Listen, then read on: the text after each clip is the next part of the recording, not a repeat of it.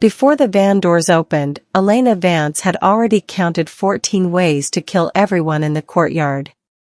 She didn't flinch. 6 guards. Armed.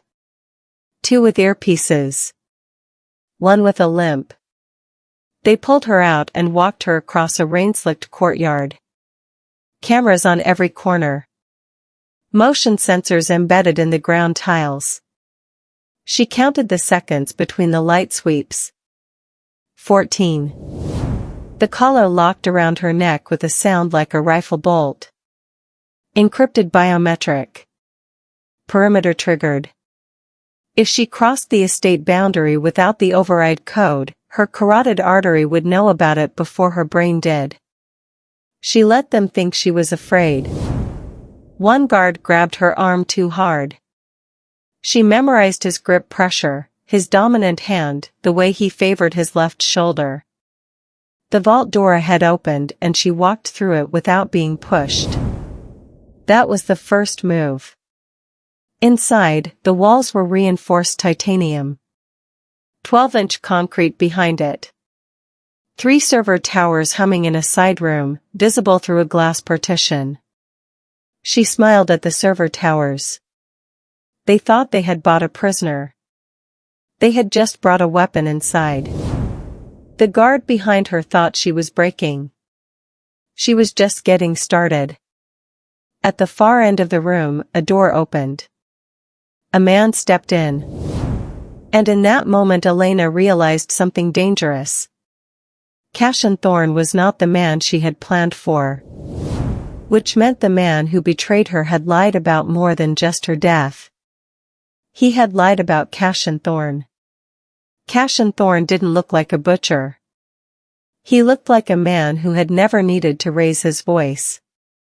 He stood at the window of the penthouse level, back to her, watching the city bleed neon into the dark. When he finally turned, his eyes moved over Elena like she was inventory. "You cost me 11 million. His English was clean and cold. "I expect a return." Most people broke under numbers like that. Elena calculated how much damage $11 million could buy. Elena said nothing. He walked toward her slowly, the way a man walks when he has never been told no. She looked past him at the security panel on the wall. The security loop repeated every 90 seconds. Someone had made a very expensive mistake. She walked past Cassian to the panel. "What are you doing?" he said. Not a question. She pulled the access plate, rerouted 2 circuits, and reset the loop to randomize. 30 seconds of work. She turned to face him. "I just saved your penthouse from a relay hack. Someone on your network is already inside." Cassian stared at her. "You're welcome," she said. His jaw tightened. She had just made herself indispensable, and he knew it. While Cassian watched her fix the system, Elena stole the map of his empire. One name inside the system made her blood run cold. Daniel Rourke. Cassian slid a black card across the table. No limit. Thorne Syndicate account. Cassian's way of saying, "Name your price, pick your cage." Elena picked up the card. Turned it over once. Set it back down. Then she picked it up again.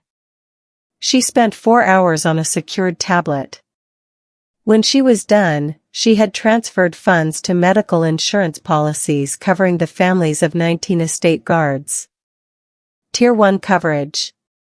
The kind that covered chronic illness, children's surgery, elder care. By noon, 3 guards had received notifications on their personal phones. By 3 p.m., 2 of them had stopped looking at her like she was property. By 4 p.m., one of them had quietly stepped between Elena and another guard during a hallway argument. Cassian found out at 6 p.m. He came to her room without knocking. His controlled face had one crack in it. That account was not for charity. No, Elena said. It was for leverage. Now 19 of your guards have a reason to hesitate before following an order that involves me. She watched the crack spread. You just bought loyalty you didn't know you needed, she added. You're welcome again. He stepped closer. His voice dropped. Do that again without my authorization and the collar setting changes. He left. Elena turned back to the window. She had also just learned which guards had sick children. Which ones owed hospital debt. Which ones were one bad month from breaking. She was building a map of every pressure point in his empire. One more move, and the entire house would start turning on itself. She just didn't know which pair of eyes would catch it first. The shot came from the north roof at 9:17 p.m. Elena heard the suppressor discharge before the glass cracked. She was already moving. Cassian was 3 feet from the window. The second shot would correct for the first. She grabbed a steel serving tray from the table, angled it at 45 degrees, and stepped into the line of sight. The laser sight hit the tray and scattered. The second shot hit a pillar. The sniper adjusted. Which meant he hadn't expected the prisoner to move. She pulled Cassian down by his collar and put the table between them and the window. He didn't fight her. He was already assessing. North roof, she said. Single shooter. Suppressed 7mm. He's had at least 2 minutes of setup time, which means someone on the inside gave him your position. Cassian looked at her hard. Minho, he called. His guard appeared in the doorway. Lock the north stairwell. Anyone on that roof is not one of ours. He turned back to Elena. She was already standing, setting the tray back on the table like nothing had happened. Why did you save me? Cassian said. She met his eyes. I didn't save you. I protected my access to your servers. It was the truth. It was also the most dangerous thing she had ever said out loud. Because saving Cassian had also bought her something far more valuable. She had bought herself time. But now Cassian Thorne was watching her. The medic was on another floor and neither of them called for him. Cassian had a cut across his left forearm from the shattered glass. Elena had a gash on her palm from the tray's edge. They ended up at the same sink in the same cold bathroom because it was the nearest room and neither of them acknowledged the strangeness of it. He wrapped his own arm. She ran her palm under water. Then he reached across and took her hand without asking. He wound a strip of gauze around her palm, tight and precise. She watched his hands instead of his face. When he turned her wrist over, he saw the first scar. Then the second. Then the pattern of them running up her forearm. Not accidents. Not abuse. Surgical precision. The marks of a woman who had been taken apart and rebuilt in the field. He said nothing. She looked up and saw the collar of his shirt had shifted. A long burn scar ran from his neck down the left side of his chest. The burn scar wasn't random. It ran in a straight line down his chest. The kind you only get from dragging someone through flames. She looked at the scar. Then at him. He looked back. They looked at each other too long. That scared her more than the collar. In her room that night Elena made herself a rule. Never trust him. Never need him. Never forget why she came here. The rule lasted 11 seconds. Because Cassian Thorne had already started breaking it. At 2 a.m., the estate went quiet. Elena moved. She had 17 minutes before the randomized relay loop reset. She knew because she had built it herself. She crossed the hallway in 12 seconds. Server room door. Magnetic lock. She had lifted the guard's keycard frequency 3 days ago using a modified audio chip she had pulled from a kitchen intercom. The door opened. 3 servers. Thorne Syndicate mainframe. The backdoor to Seoul's entire infrastructure grid. She plugged in a thumbnail drive she had assembled from components inside a dismantled smoke detector, a stylus, and a hearing aid battery. The upload began. The system clock started counting down. 17 minutes before the security sweep reset. She wasn't stealing data yet. She was planting a ghost. A dormant thread that would sit invisible inside the mainframe until she activated it. When she did, she would own every financial record, every contract, every name the Syndicate had ever buried. Including the name of the man who had betrayed her. 13 minutes in, the upload completed. She was back in her room in 4 minutes. She lay down, closed her eyes, and felt something she hadn't felt in 2 years. Control. Then her collar vibrated once. A warning pulse. Someone had been watching the server room. And that meant Elena was no longer the only ghost inside the building. Morning came and nobody arrested her. That was the problem. If Cassian knew she had been in the server room, he would have moved already. He was not a man who waited. So either the surveillance had a blind spot she hadn't accounted for, or someone else was watching and hadn't told him. Both options were bad. She scanned the room while pretending to eat. Ji-hoon, the younger of Cassian's 2 senior guards, refilled her water without making eye contact. He had done that twice before. Once after the black card incident. Once after the sniper attack. He always looked away at the exact moment something important happened. She watched him leave the room and noticed his earpiece was a different frequency band than the other guards. Subtle. The casing color was 1 shade lighter. Not Syndicate issue. Someone had put Ji-hoon in this building with a different set of instructions. Elena kept her face neutral and finished her breakfast. She needed to know who Ji-hoon was reporting to before she made another move. If his handler knew about her ghost thread, she had maybe 48 hours before everything collapsed. She needed leverage over Ji-hoon immediately. She also needed Cassian not to find out she needed it. Then Cassian sat down across from her and slid a photograph across the table. It was a photo of her. Outside the server room. 2 a.m. Explain, he said. And choose your next lie carefully. Elena looked at the photograph for 3 seconds. Then she looked at Cassian.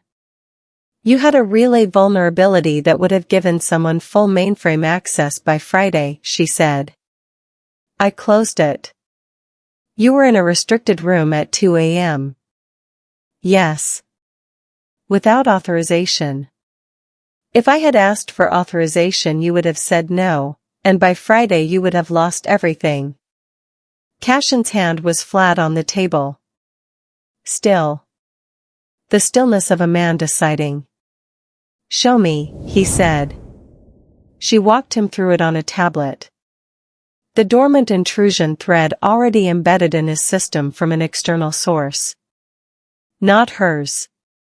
Someone else's, planted weeks before she arrived. She showed him the timestamps. Showed him the code signature. She did not show him her ghost thread sitting 6 layers below it. Cassian studied the screen for a long time. Who planted it, he said. I don't know yet. He looked up. Find out. He stood. You have full server access. Supervised. Cassian Thorne did not give second chances. He only gave tasks. She nodded once. He stopped at the door. Elena. If I find anything in that system that belongs to you, the collar setting doesn't change. You disappear. He left. She had just been handed exactly what she needed. She had been given a deadline.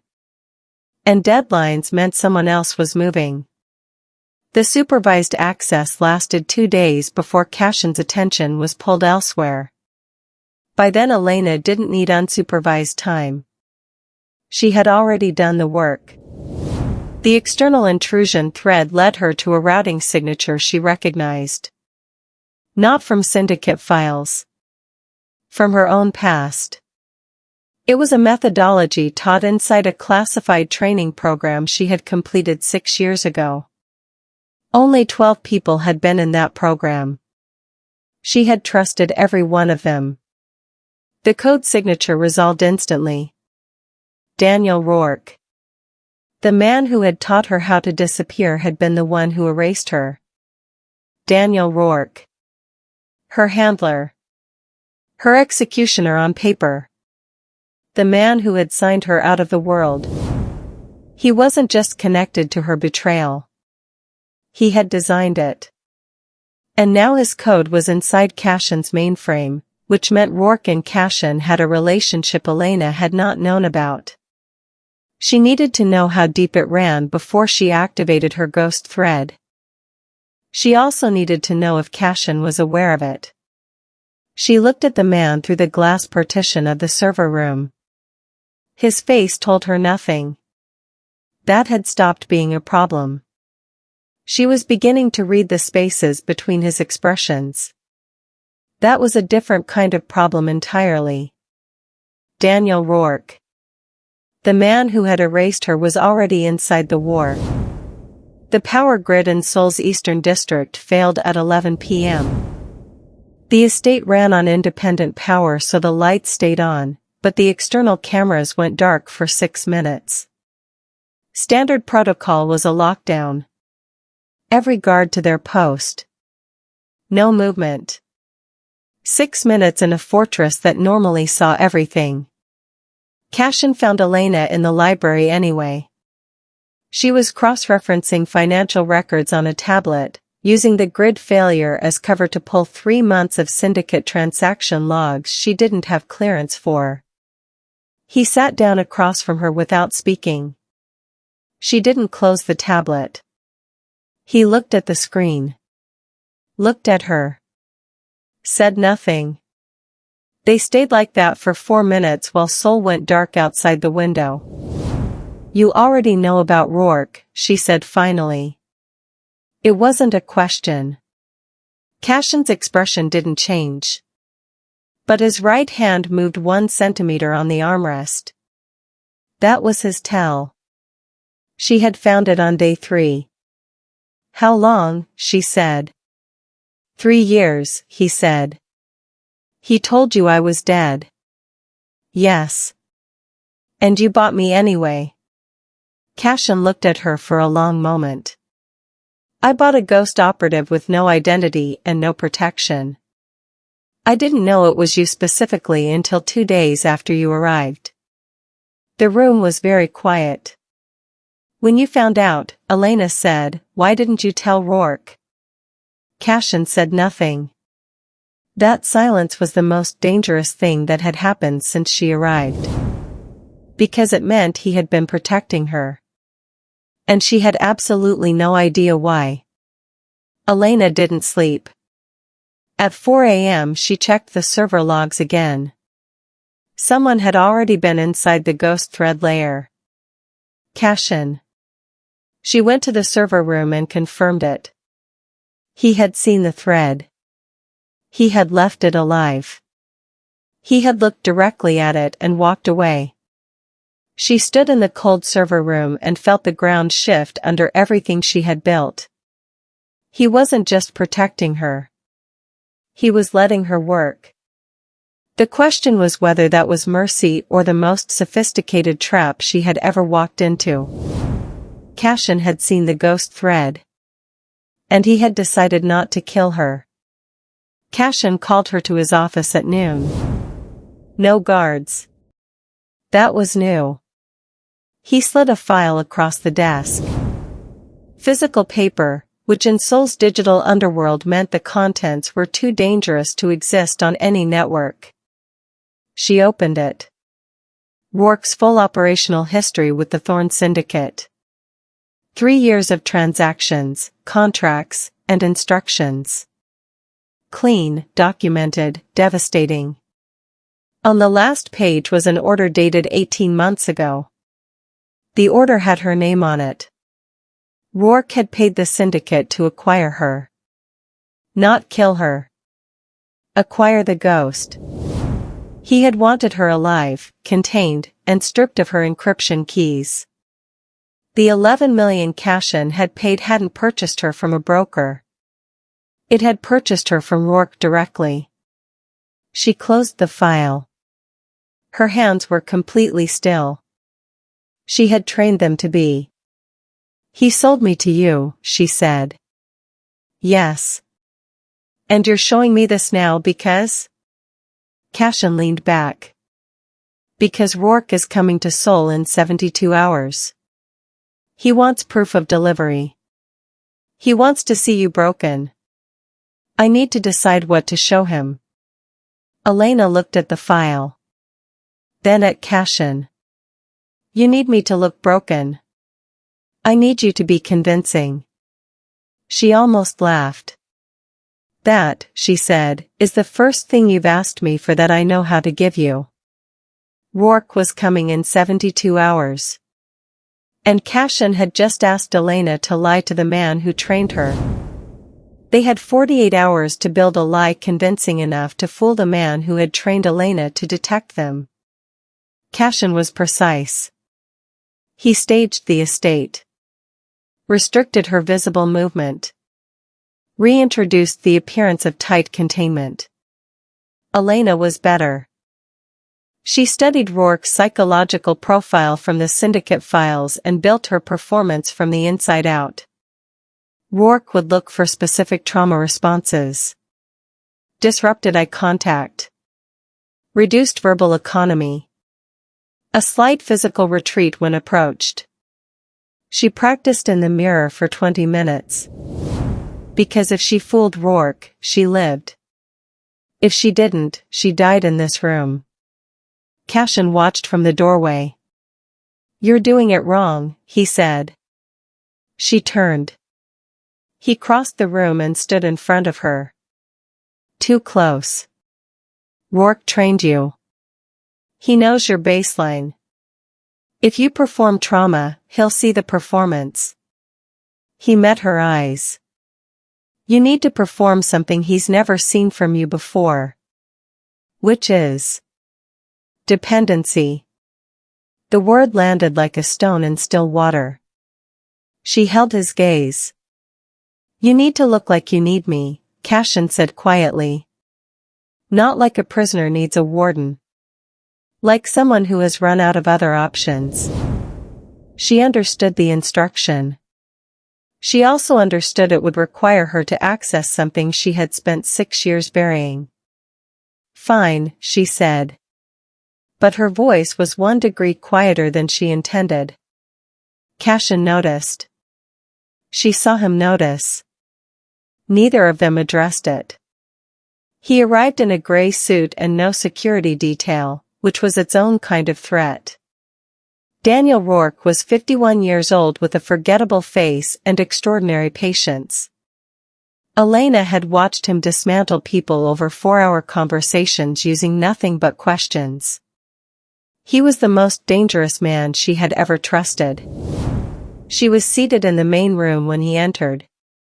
Cassian stood behind her, one hand resting on the back of her chair. The staging was precise. Rourke looked at Elena for a long time. She looked at her hands.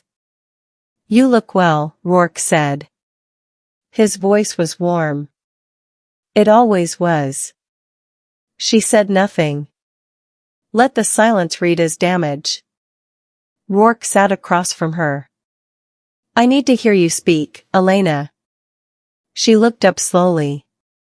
Performed the flicker of someone searching for permission. Rourke's eyes moved to Cassian. Something passed between them. Satisfaction, she thought.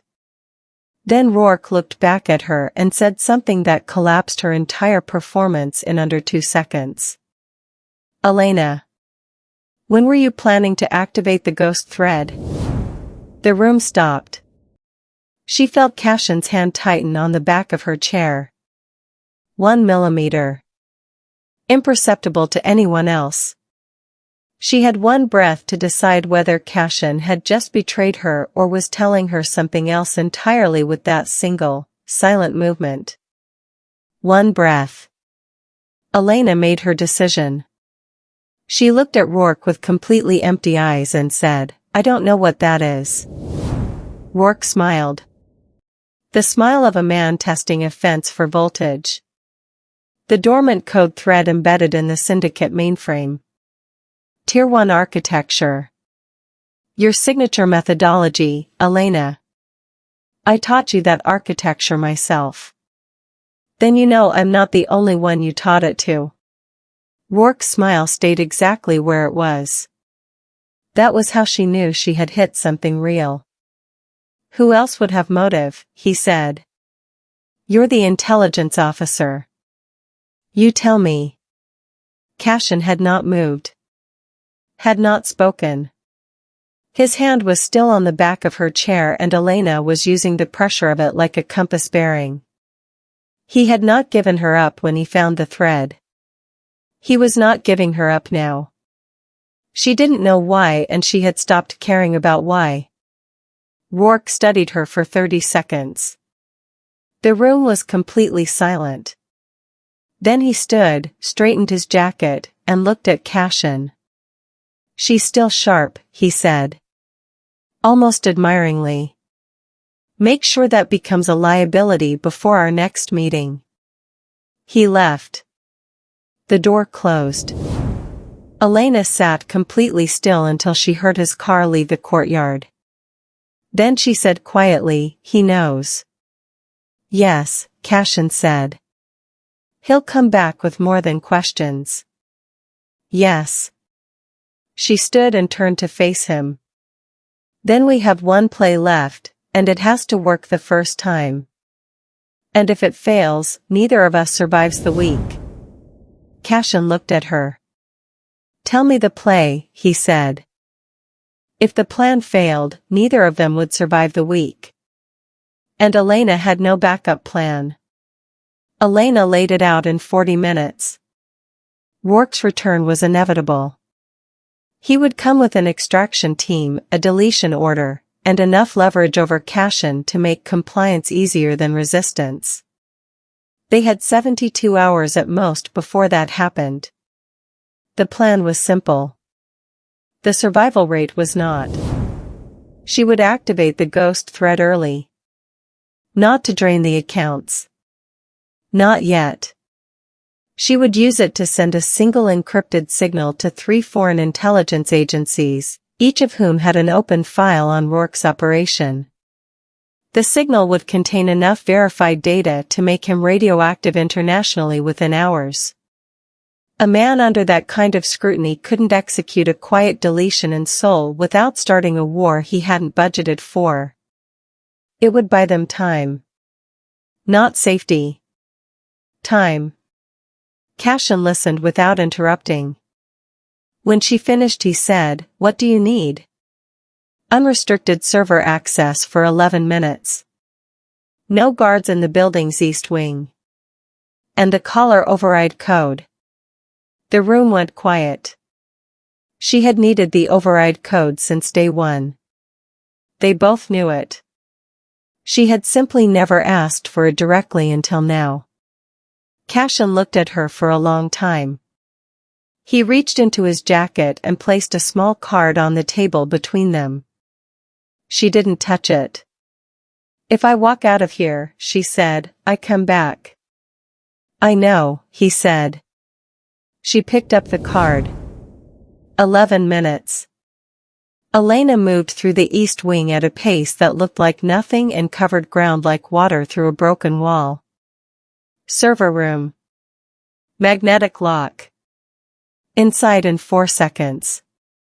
She plugged in and found her ghost thread exactly where she had left it, 6 layers deep, completely intact. Cassian had looked at it twice and left it untouched both times. She didn't have space to think about what that meant. She activated the thread. The mainframe opened like a city at night, every light coming on at once.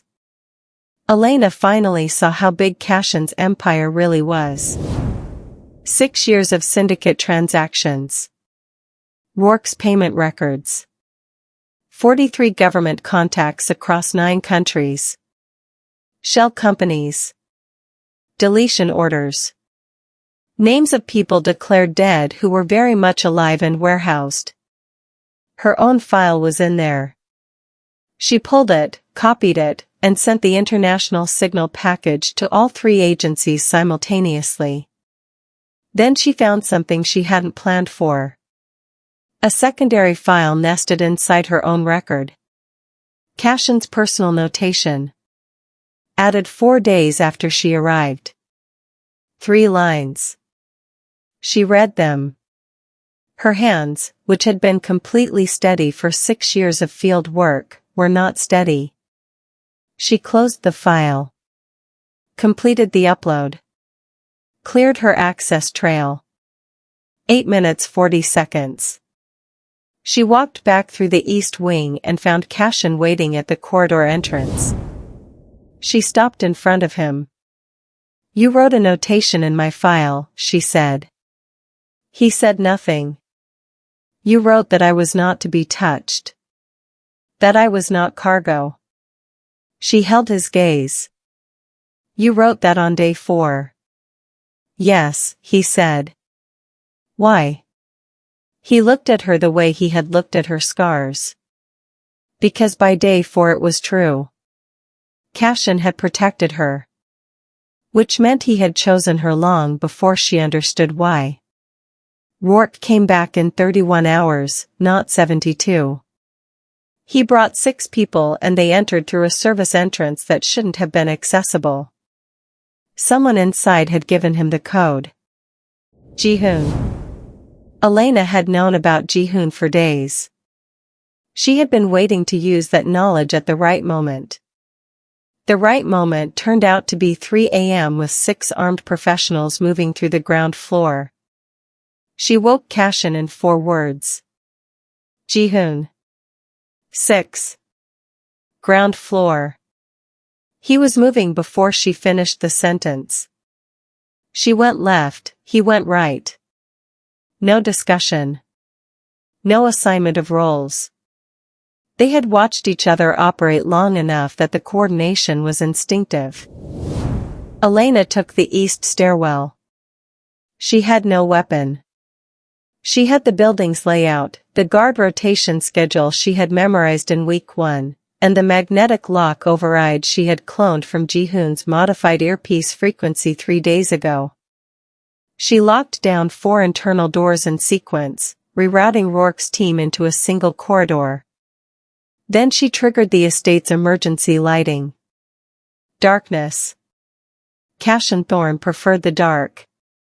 She heard Cassian move in the dark like something that had been waiting its entire life for the lights to go out. The sounds that followed lasted 90 seconds. When the lights came back on, 5 of Rourke's men were on the floor. Rourke himself was gone. Which meant the real war had just started. Rourke ran because he was intelligent. He would go to ground, activate contingencies, and within hours the 3 agencies Elena had signaled would receive a counter package designed to discredit her data. He had prepared for this. Men like Rourke always prepared for the version of events where their own operation collapsed. She had prepared for the version where he ran. The ghost thread had one function left. She sat in the server room with blood on her sleeve that wasn't hers and activated the final sequence. Every financial record, every contract, Every buried name released simultaneously to 6 independent journalists, 2 international courts, and every intelligence contact in Rourke's own network. Once she pressed enter, there was no going back. Not a signal. A flood. You couldn't counterpackage a flood. You could only drown. She watched the transfer complete. It took 4 minutes. 6 years of her life reduced to 4 minutes and a progress bar. When it finished, she sat in the silence of the server room and waited to feel something definitive. Victory. Closure. The clean sensation of a completed mission. She felt none of those things. She felt the specific exhaustion of a person who had spent so long surviving that she had forgotten what she was surviving toward. Cassian appeared in the doorway. He looked at the completed transfer screen. Then at her. He didn't ask if she was all right. He was too intelligent for that question. He simply sat down beside her on the floor of the server room and stayed there. She didn't tell him to leave. The collar came off at dawn. Cassian entered the override code himself. The biometric lock disengaged with the same sound it had made locking on. A rifle bolt. Full circle. She held the collar in her hands for a moment and then set it on the table. Outside, Seoul was already moving. The data flood had hit every major network simultaneously. Rourke's name was in 6 languages across a dozen headlines before breakfast. The 3 intelligence agencies had frozen his assets within the hour. A man that radioactive had nowhere left to run that wasn't already closing. Elena stood at the window and watched the city process its own disruption. She had everything she had come for. Her name. Her record. Her freedom. The door was unlocked. The collar was off. The estate perimeter meant nothing now. She didn't move. Cassian stood behind her, not close, giving her the space that he had learned she needed and the presence she had learned she didn't want to be without. 2 things that had taken her by complete surprise. You could leave, he said. Yes. The Vane Group will restructure within 6 months. Rourke has successors. This city doesn't stay clean. I know. I'm not asking you to stay, he said. She turned from the window. I know, she said again. That's why I am. She picked up a tablet from the table and sat down. The Vane Group's Eastern accounts have a vulnerability. Give me an hour. Cassian looked at her for a moment with an expression she had no tactical category for. Then he sat down across from her. 1 hour, he said. Elena opened the Vane Group file. A new transaction had appeared. Sender, unknown. Timestamp, 12 seconds ago. She looked up. The war was not over.